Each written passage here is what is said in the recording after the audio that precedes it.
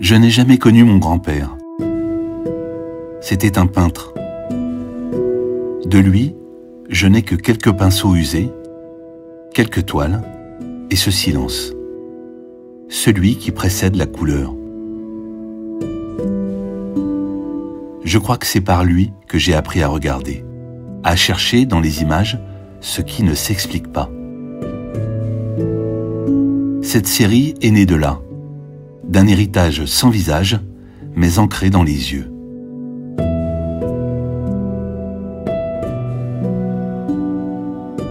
Je vais explorer ce qui, dans la peinture, continue de nous regarder. Les couleurs, les ombres, la lumière.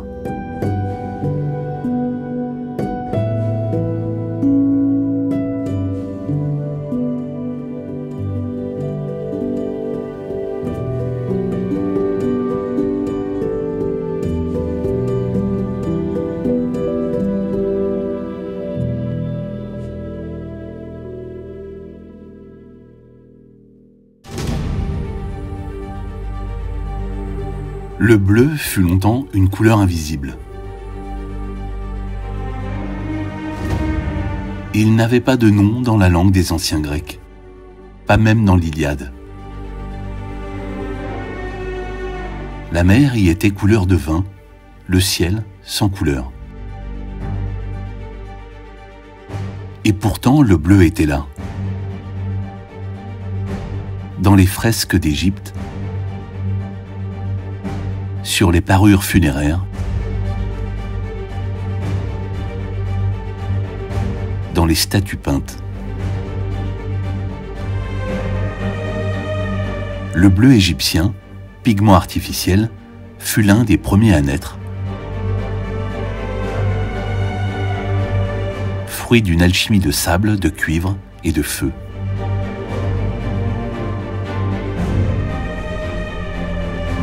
Couleur des dieux,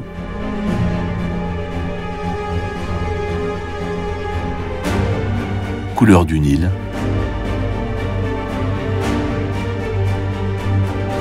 couleur du retour à la vie.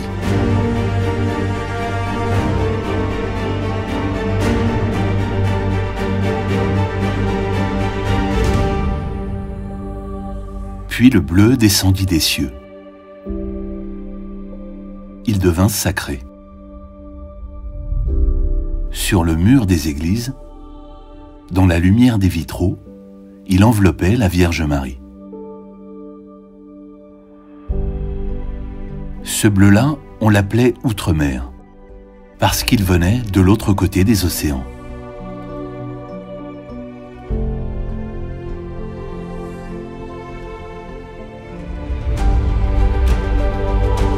Un pigment rare, issu du lapis lazuli, extrait dans les montagnes d'Afghanistan, broyé comme une pierre précieuse. Il valait plus cher que l'or. On l'économisait, on le négociait dans les contrats. Ce bleu portait la prière. Il était une lumière céleste, une promesse.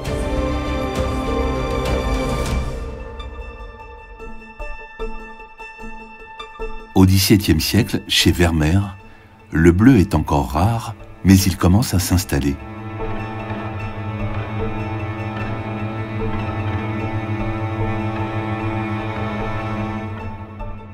Dans ses intérieurs silencieux, il habille les femmes d'un bleu profond, dense comme le temps suspendu.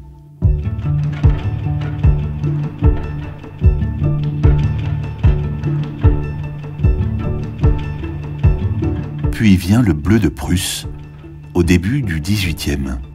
Un pigment né par accident, moins coûteux que le lapis, plus accessible, plus intense. Les peintres romantiques s'en emparent. Avec lui, le bleu change de nature. Il devient état d'âme.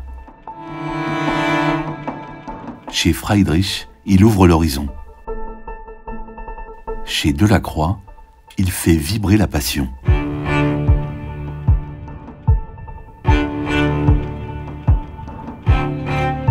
le bleu devient mélancolie, infini, rêverie.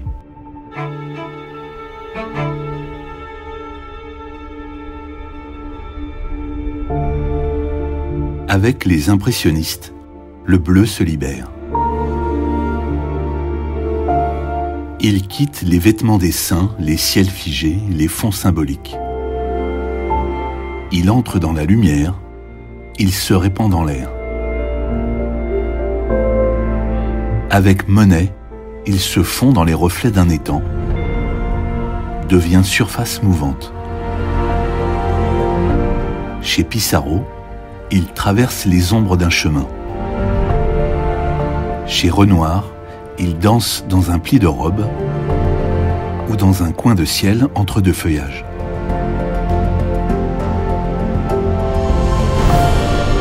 Avec Van Gogh, il tourne dans le ciel de la nuit, se fait tourbillon, fièvre, présence.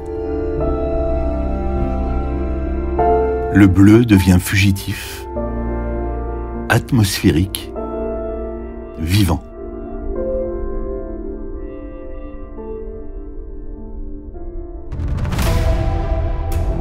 Un jour, le bleu s'est détaché du monde. Il est devenu pur. Yves Klein invente son bleu. Un bleu qu'il brevette, qu'il possède. Pour la première fois, un artiste s'approprie une couleur.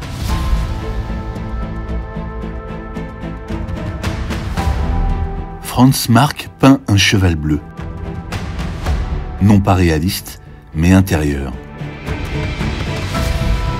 Kandinsky parle d'âme, de son. Il cherche à faire entendre le bleu. Et aujourd'hui encore, des artistes contemporains construisent avec la lumière elle-même.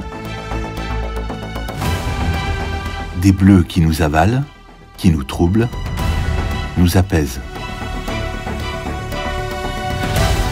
Le bleu n'est plus une couleur, c'est un état.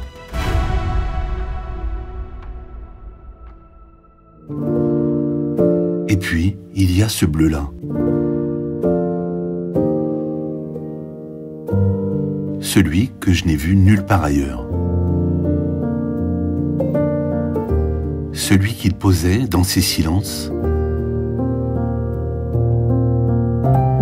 dans ces paysages qu'il a traversés. Mon grand-père.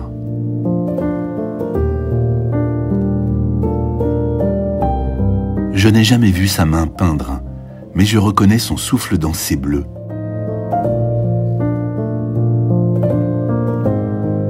Rien à expliquer, juste à ressentir comme un écho, ou peut-être une transmission.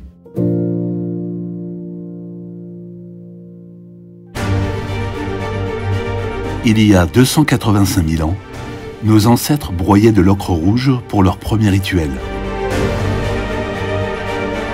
Les empereurs romains tuaient 10 000 coquillages pour 1 gramme de pourpre. Les peintres de la Renaissance risquaient leur vie avec le vermillon toxique.